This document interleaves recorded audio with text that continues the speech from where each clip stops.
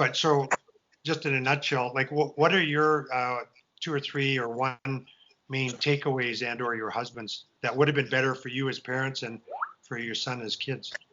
I think that families have to be vigilant about making sure they have a balanced attitude towards youth sports and making sure they're advocating for their own children and making sure they're keeping an eye on how things are working. And I think too often we all just get pulled along with the machinery. And so we enter into hockey and it just sort of gets a little bit out of perspective and a little bit too intense and a little bit, not about the fun or not about the kids or just focusing on the good kids at such a young age. And I think parents need to make sure that's not happening, because what happens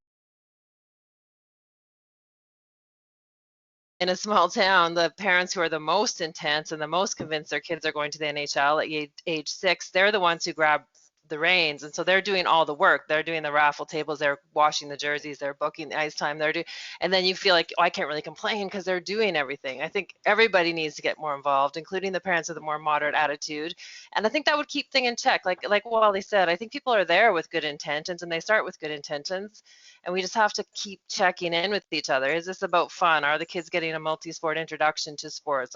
Is everybody getting fair ice time? Are people learning the basic skills? And not, remember, the NHL is way down the road. And then the other thing is the training for coaches. Because I've just recently gone back to swimming, I'm having to redo my certification for Swim Canada, and it's all about this kind of stuff. The NCCP level 1 and level 2 is all about being sensible. I mean, it's called this being sensible, right? Remembering children are children, letting children have childhood, making sure the sport's about them, not about the parents living vicariously.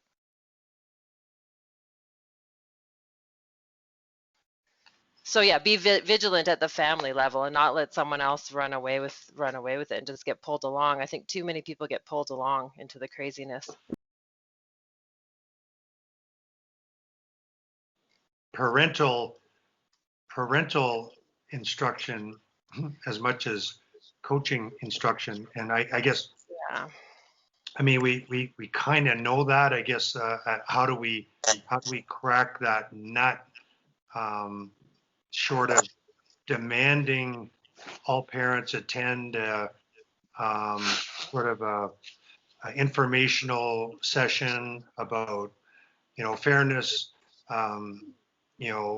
development for all, fun, at whatever level, whether it's at all levels in minor hockey or whether it's below Bantam AAA where it gets to be more elite. But I don't know how else to crack that nut. Yeah.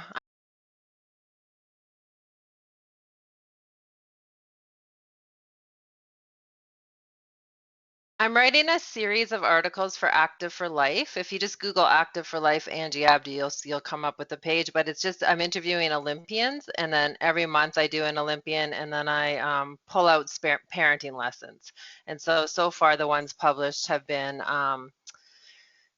Carol Wynn on wrestling, and Martha McCabe on swimming, and who was my first one? Shame on me for forgetting. But they just pull out these exact kind of lessons, and so Active for Life is really on it. And I think there's lots of different, the hockey conference that happened at University of Alberta last time, but they're really on it. So I feel like there's these little groups that are trying to educate people.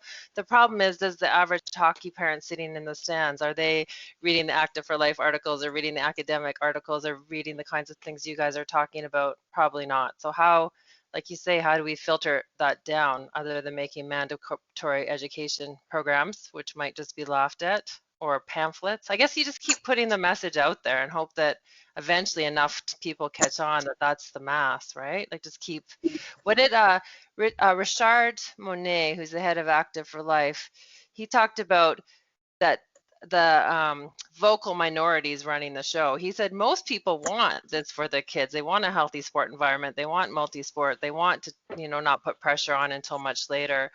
But the vocal minority is the one running the show. So I think the more people we can get involved and have that majority who just wants a healthy, balanced sport experience for their kids running the show, instead of letting the few grab the reins. I guess kind of like coaching a team with kids at all different skill levels. And we've often talked about you got to coach the parents, and repetition is the biggest piece for. Yeah, and I do for swimming, we do a monthly newsletter. So I've started linking on these sport parent, even though I do the sport parent rules for Active for Life and it with a very, very different hat on, I just keep linking those in. And I think if that's the culture and that's the message, then parents do get embarrassed.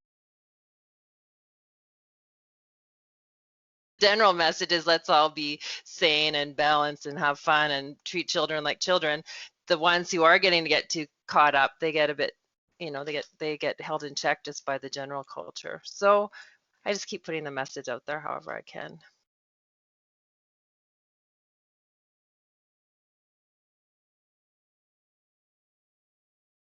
Angie, I just wanted to mention you did the mission statement exercise with me, and then we've had 2 or 3 conversations following that. That's the piece that in 1990 we're hoping to see we can get re-implemented, ethical coaching applied through coaches as they go up the education ladder.